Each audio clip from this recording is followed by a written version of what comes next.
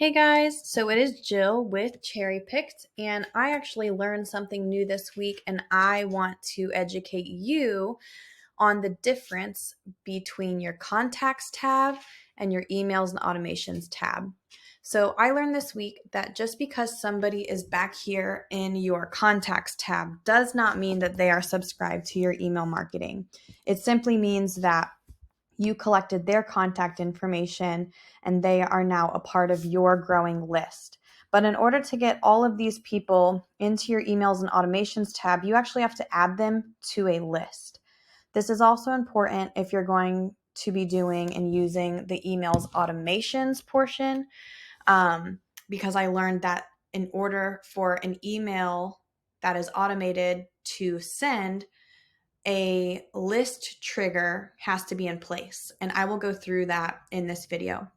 So for right now, I'm going to make sure that I want all of these contacts to be added to a list so that I can email them.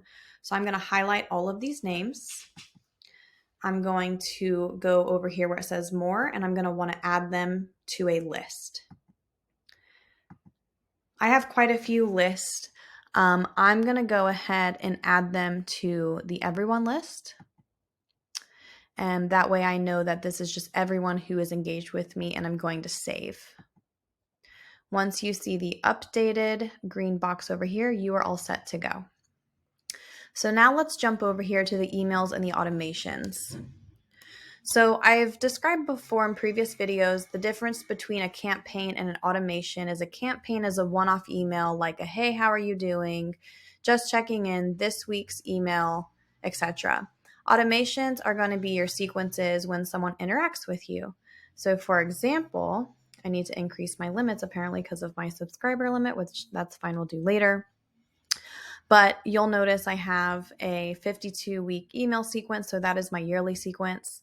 I have people who have registered for my webinars, welcome sequence, etc.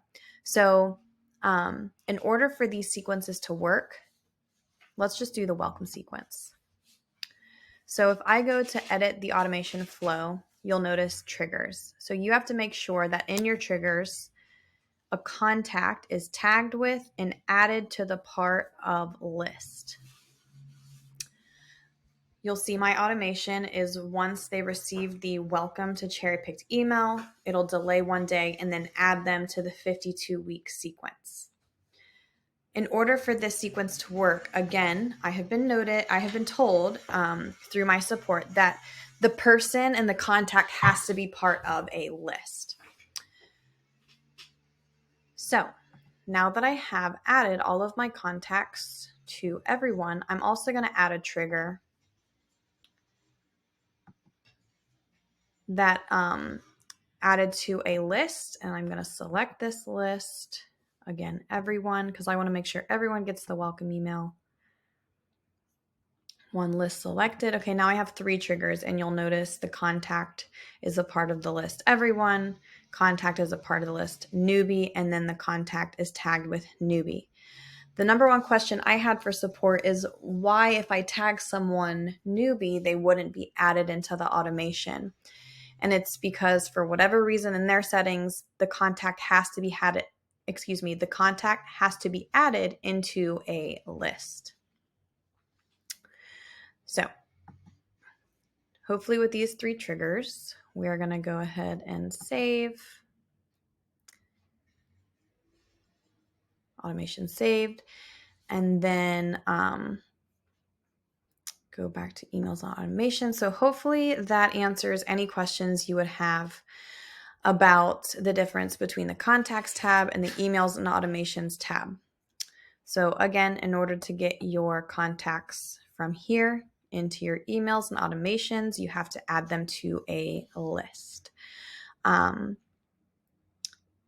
tagging purposes, again, I think the question I'm going to have here is, well, what's the difference? I think the difference is tags are going to be used from an inside point of view. So if you have a new client, existing client, and no longer a client, For me, I have DE for dynamic essentials of how I would know someone. I have a builder user if they use my platform, digital marketing if they've been through any of my classes, nothing, which means this person hasn't been tagged as anything.